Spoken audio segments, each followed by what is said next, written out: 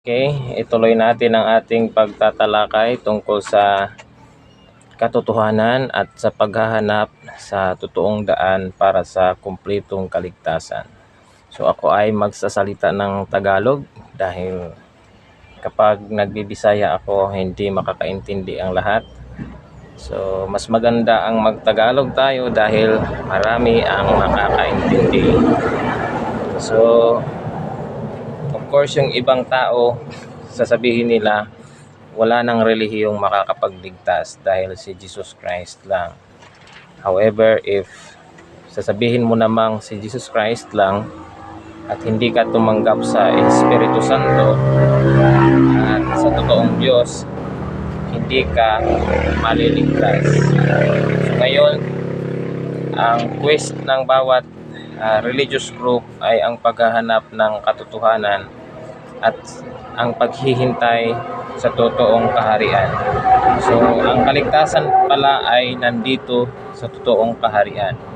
Dahil ito ang hinahanap at ito ang hinihintay ng lahat ng mga religion sa buong mundo. Kaya nga, tinatawag nila kapag darating daw ito ay the millennial era. So, dahil nandito na daw ang hari. So, ngayon, ituturo natin na yung kanilang hinahanap ng bawat religion ay dumating na. Nandito na ang hari. This is now the commencement of the millennial era. Nandito na nga ang kanilang Kristo o ang kanilang hari. Ang word na Kristo ay nagmumula sa salitang Griego at Hebrew na ang ibig sabihin ay anointed or isang hari. Okay. So, kaya nga yung mga Hudyo, yung mga Israelita noon sa panahon ni Kristo, pagdating ni Jesus Christ, hindi sila naniniwala kasi nga hindi pa si Jesus Christ ang sinasabing hari ng buong mundo. So, kaya nga pag pupunta ka ng Israel, hindi lahat ng mga Israelita ay naniniwala kay Jesus Christ kasi nga hindi pa kasi si Jesus Christ talaga ang darating na Christ. Ito ay magmumula sa silanganan. Ito ay magmumula sa Pilipinas. Okay. But mali din naman na hindi natin i-consider ang trabaho ni Jesus Christ. So anyway, hindi natin gawing extreme kasi kapag gawin nating extreme, kamumuhian natin at magiging bias tayo.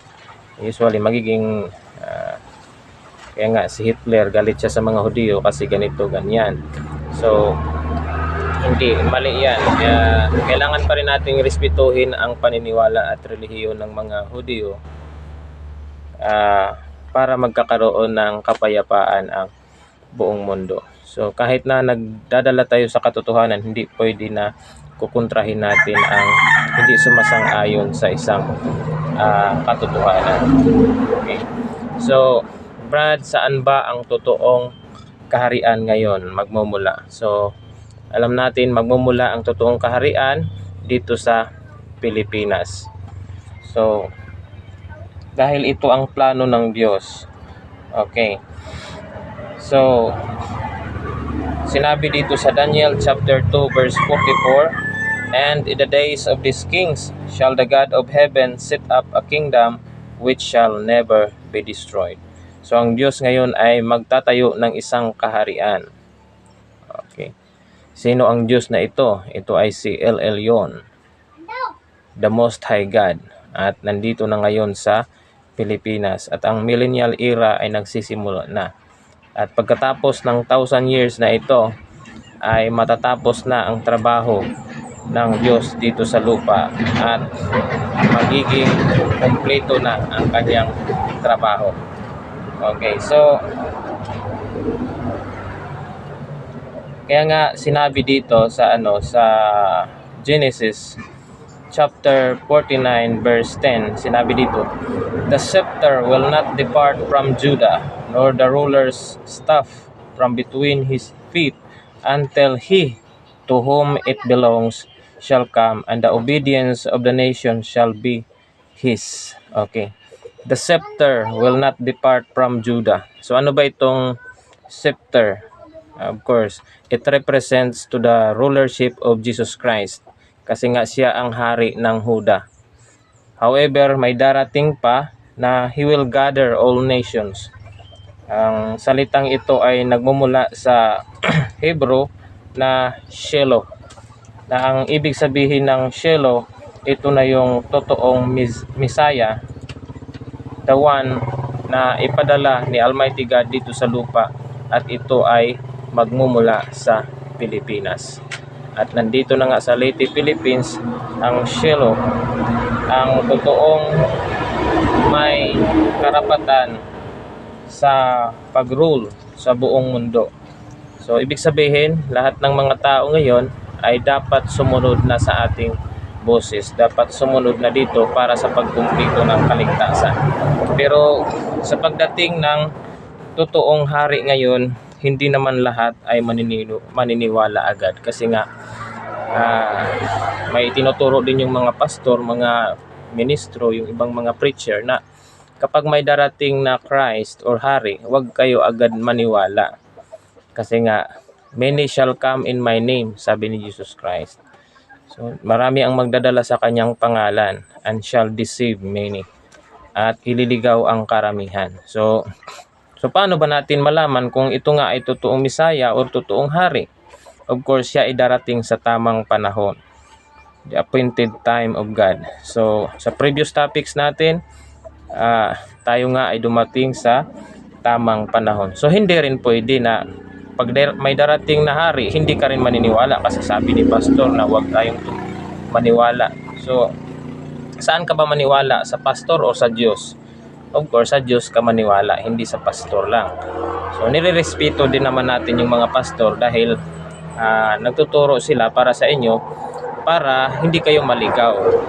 Sila yung nag-remind sa sinasabi ni Jesus Christ na many shall come in Jesus' name, but shall deceive many. So, nag-remind lang yan sila. But it doesn't mean na close na rin yung puso mo na kapag may darating na hari, ay hindi ka na rin tatanggap. So, dapat, pag nakita mo na totoo yung hari na yan, you should enter into his covenant. Follow into the house where he entered in. Follow the kingdom where he entered in. So, ngayon, na nandito na ang kaharian, huwag ka nang magpapatigas ng iyong puso.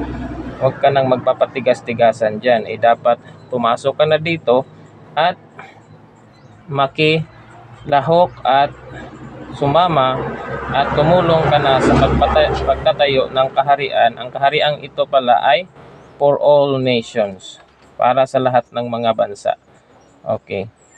The scepter will not depart from Judah, nor the ruler's staff from his descendants, until the coming of the one to whom it belongs, the one whom all nations will honor. Okay, so ang blessings pala ng Pilipinas, nandito magmumula ang totoong hari ng buong sansinukob, ng buong mundo.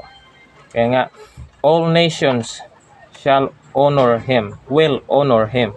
So, ang modals na ginagamit dito ay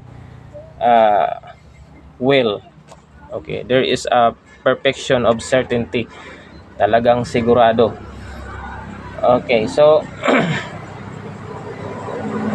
sa mga mahirap makakaintindi, pwede natin basahin yung Genesis chapter 49 verse 10.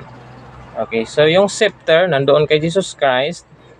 Kapag darating na yung yung the one to whom it belongs, yung isa pang hari, there will be a new kingdom, there will be a new law. May mga bagong batas na ibibigay ang totoong hari. Kaya nga, sabi dyan, God will build a kingdom which shall never be destroyed. So, basic sa isang kaharian, mayroong laws, people, territory, place of origin, and also the king. So, hindi naman pwede na magtatayo ang Diyos ngayon na wala ng hari. Kasi yung iba, sabi nila, yung kaharian daw ng Diyos, wala daw hari. Mali yun. Pag sinabing kingdom, mayroong hari yun. So by the way, yung iba iniisip nila baka yun na yung kingdom ni Pastor Kibuloy. Baka ito yung itinuturo namin. Hindi ha. Hindi ito yung kaharian ni Pastor Kibuloy. So nirerespeto din natin yung kanyang kaharian. Pero ito yung kingdom na nag-originate, nag-start ngayon dito sa Leyte. Yun yung hari Lord Rene. Ito ay ibang-iba po ang ating doktrina sa kanilang itinuturo. Siya po ay appointed son, so nirerespeto din natin yung kanyang pagkaanak ng Diyos, kung siya man ay anak ng Diyos. Dito sa atin tayo ay Most High King. Ito po ang inkarnasyon ni El Elyon, ang representative ni Almighty God at saka ni Jesus Christ. So kapag napabilang ka dito sa totoong kaharian, ano ba ang mangyayari sa iyo? Sinabi diyan sa 1 Corinthians chapter 15 verse 24, basahin mo sa Bible kung saan mapupunta ang mga tao na nakasakay sa totoong kaharian. Sabi diyan, it will be delivered to the Father. So klaro, may titulo. Hindi tayo parehas sa ibang mga organisasyon na nag-promise sila na walang titulo. So may mababasa talaga tayo sa Bible. Sinabi diyan, then cometh the end, when he shall have delivered up the kingdom to God even the Father, when he shall have put down all rule and all authority and power. Okay, so the kingdom will be delivered to God when the end comes. Okay, so kailan ba itong katapusan? Diyan sa inyong sarili, ang iyong katapusan ay ang iyong kamatayan. Kapag ikaw ay namamatay na at nakasakay ka dito sa totoong kaharian, you will be given to the Father. Okay. So, napakaganda na nakasakay ka, nakapagpakinig ka ngayon, nakikinig ka sa ating preaching, tapos naniniwala ka dyan kahit saan ka man ngayon nakikinig, and you accept this King as your Lord, as the representative of the Almighty God and Jesus Christ. So naniniwala ka at wala kang duda, and you support this kingdom. So hindi lang naman tayo, kaya nga sinabi dyan sa Bible, hindi pwede na tagapagpakinig din tayo. Kailangan we are also a doer of His command. So dapat susuporta ka rin dito. Hindi pwede na mag-oo ka lang dyan.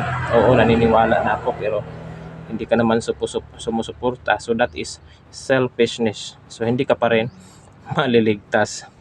Kasi yung iba kasi iniisip kapag mayroon daw isang totoong kaharian, pinipirahan na lang daw yung mga tao agad. So hindi naman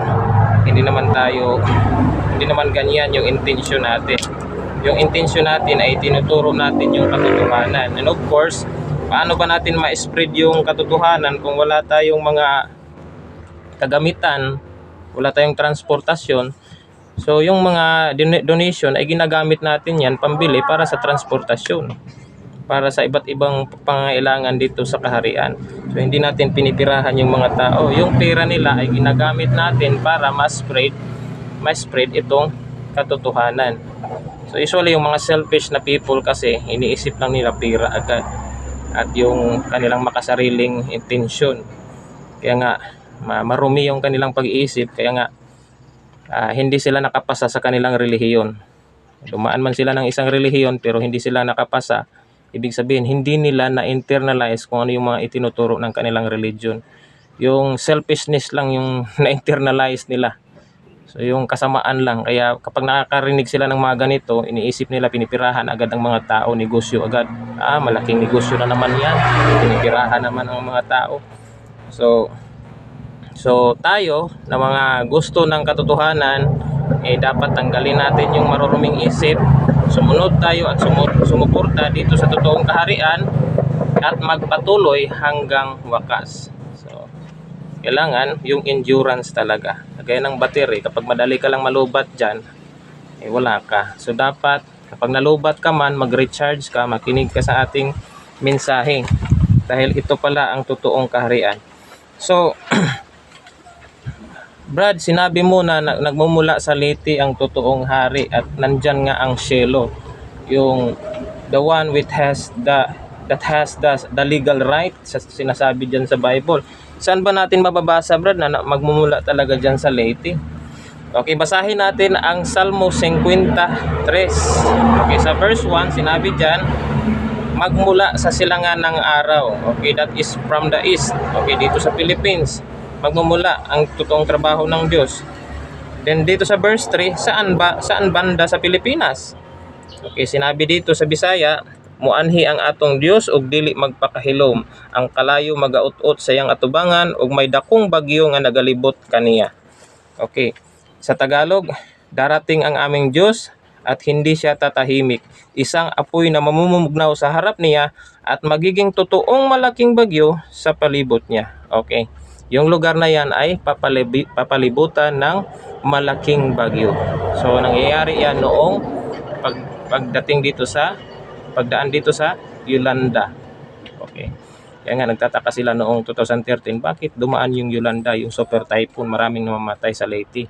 Dahil yun ay sign na nandito na nga ang Diyos. Ang ibig sabihin ng Diyos na sinasabi ni Haring David, yung El Elyon, yung Lord, yung Hari na magkatawang tao dito sa lupa. Okay. Kaya nga sa Region 8, pinapalibutan tayo ng isang napakalaking bagyo noong year 2013, November 8. So natupad ang hula na nandyan nga ang totoong hari. So hindi Mindanao, hindi Luzon, hindi Negros, hindi Cebu, kundi sa Leyte, dito sa Region 8, magmumula ang totoong Diyos, ang totoong hari ng buong sansinukob ng buong mundo. Ngayon, kung ayaw nilang maniwala nito, ibig sabihin hindi sila naniniwala sa Diyos. Brad, direct to God ako kasi hindi na ako maniwala sa Bible, mag-pray na lang ako. So, you still have that transgression, nagkasala ka pa rin. So, hindi ka pa rin maliligtas. Kasi yung unbelief is a sin. Mayroong ibinigay na batas ang Diyos na maniwala ka dito sa hari sa Leyte, pero your act is unbelief, hindi ka naniniwala, that is a sin. At kapag hindi ka naniniwala sa banal na espiritu, nag-warning si Jesus Christ na hindi mapapatawad ang isang tao nagkasala sa banal na espiritu. You should know about that. You should search the scripture kasi napakadelikado ng iyong ginagawa na hindi ka ngayon naniniwala sa hari. So, ang trabaho niya ngayon ay to gather all nations. Kaya nga, noong tinanong si Presidente Marcos Jr. tungkol sa kalagayan ng Pilipinas sa international community, ito yung sinabi ni President Marcos.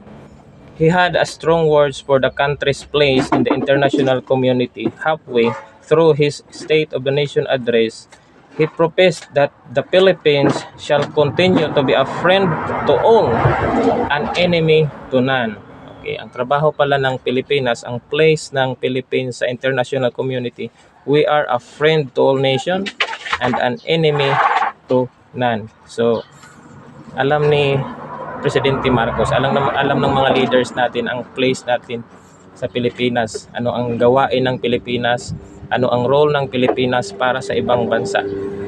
Dahil nandito magmumula ang totoong Emperor King ng Diyos na ipinadala ni Almighty dito sa lupa para maghari sa buong mundo at unti-unti na itong matutupad.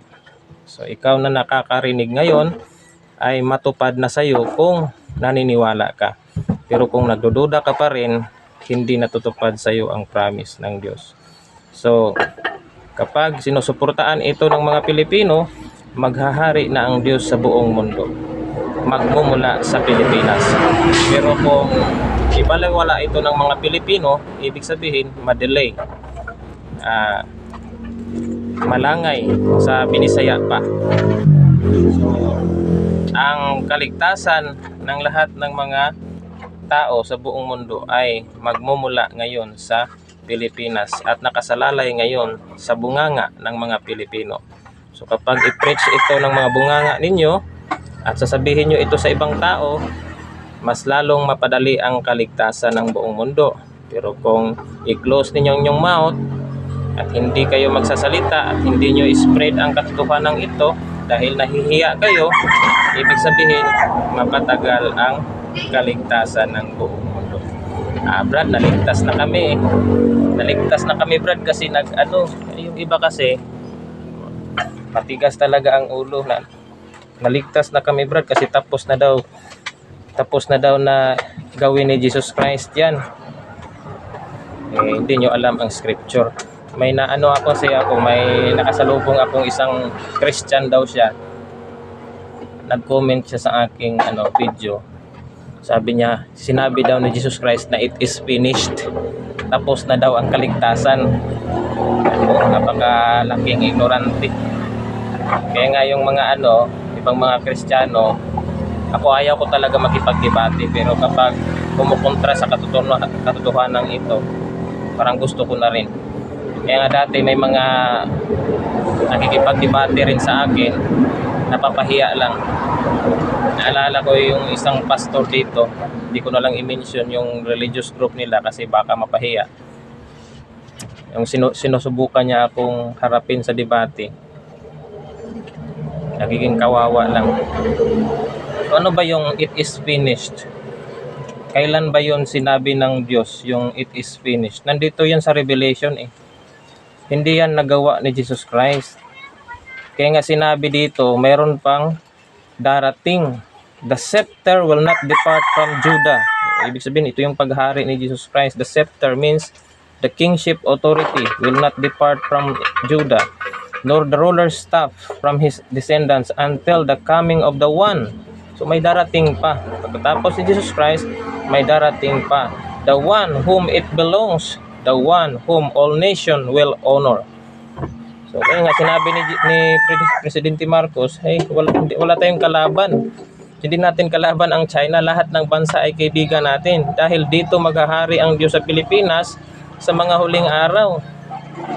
Kung kakalabanin natin ang China, so nabigo tayo sa ating role in the international community. Wala tayong kalaban, puro natin kaibigan yan. Because our role is to unite all nations. So magiging one religion na ba yan, Brad? Hindi. Dahil dito, there will be freedom of religion. Ano ang gagawin dito ng Diyos? There will be one kingdom, there will be one empire in which all nations, all kingdoms will be united. So yung unite lang ng Diyos, ito yung mga kaharian at sistema. Ang paniniwala ng tao ay it will be forever be given. Kaya nga dito sa Philippine Constitution, it provides the free exercise of religious expression, religious worship. No religious test is required for the exercise of civil or political rights. So it will be forever be allowed na lahat ng tao ay bahala na kayo kung ano yung paniniwala ninyo. Basta ang sinabi ng Diyos, magkakaisa kayo sa iisang hari. So ngayon na nandito na ang hari, kahit ano pa man ang iyong relihiyon, kailangan ay susunod ka na. Brad, kapag Muslim, Brad, hindi na ba pwedeng kasali dyan? Kasali. Kasi nga dito sa libro nila, dito sa Quran nila, nandito yung trabaho ni Elyon, ang trabaho ng kanilang Diyos sa mga huling araw. Kaya nga sinabi dito sa Quran, Allah only tries to you their wit, but He will make manifest to you in the resurrection day that whereon you did dispute. Okay. Allah, He will manifest to you on the resurrection day. Okay, ano ba itong resurrection day dyan sa Bible? Alamin natin, sino ba ang mga patay na kailangang buhayin? Kasi mayroong resurrection day. Okay, ang resurrection day na sinasabi at ang patay na sinasabi, lahat ng mga tao ngayon na nagkasala ay patay sa paningin ng Diyos. Okay, makikita natin yan sa Ezekiel chapter 37 verse 11 na may mga patay sa paniniwala, patay sa pag-asa dahil wala pa silang hari at hindi sila sumusunod sa Espiritu. So kapag darating na ang hari, ang Spirit of Truth, Allah had manifested already. It is the coming of Allah on earth. It is the appearance of Allah on earth. So kapag Muslim ka at hindi ka sumunod sa hari, hindi confirmed ang iyong pagka-Muslim. So hindi ka totoong Muslim. Kaya nga dyan sa Quran, sabi dito, in the name of the merciful and compassionate Allah. Ito yung pinaka-last part ng Quran. Say, I seek refuge in the Lord of men, the King of men. Ayun. Hanapin mo yung hari dahil nandyan yung kaligtasan, refuge, place of safety. So kapag sumunod ka dito, isa kang Muslim, sumunod ka dito, ibig sabihin sumunod ka kay Allah. Pero kapag hindi ka sumunod, dahil nagmamatigas ka talaga, ibig sabihin hindi ka anak ng Diyos, hindi ka naniniwala kay Allah. Kaya marami akong mga friends sa Facebook, nakikita ko sa kanilang profile, we need Allah. Okay, kailangan daw nila si Allah sa kanilang buhay. So, ibig sabihin, tanggapin mo ang hari ngayon, ang hari ng Pilipinas. Dahil it will complete your belief, your faith to Allah. Okay, so kahit anong inyong relihiyon, Katoliko ka man, Kristiyano ka man, Saksi ka man, Iglesia ka man, this is your king. So hindi tayo hari lang sa iisang religion, kundi this is the king for all religions and all beliefs. Kaya this is the gathering of all nations. So napakaganda ng ating trabaho at napakaganda ng blessings ng Philippines. Kaya nga, babalikan natin yung sinabi ni Presidente Marcos, the Philippines shall continue to be a friend to all, an enemy to none. Okay. So, nandito na ngayon ang hari para simulan ang kaharian, ang imperyo ng Diyos dito sa lupa, para magkakaisa ang lahat ng mga kaharian. Pero kapag hindi ito sinunod ng tao, ibig sabihin, hindi pa rin magagawa, hindi pa rin matutupad, madelay ang trabaho ng Diyos. So yung mga sumusunod dito, kahit na mahirap sa kanilang kalagayan, sumusunod pa rin, sumusuporta pa rin, sila yung totoong nakakumpleto ng kanilang kaligtasan. So they are very blessed. Kaya nga, isa sa mga promise dyan, then cometh the end, when he shall have delivered up the kingdom to God, even the Father, when he shall have put down all rule and all authority and power. So, napakaganda ng mga tao na pumasok dito. So, yung mga gustong magiging member, mag-message lang kayo at mag-send kayo ng inyong address at pangalan dito sa aking account, or mag-send kayo ng message sa aking cellphone number 0906-774-8986.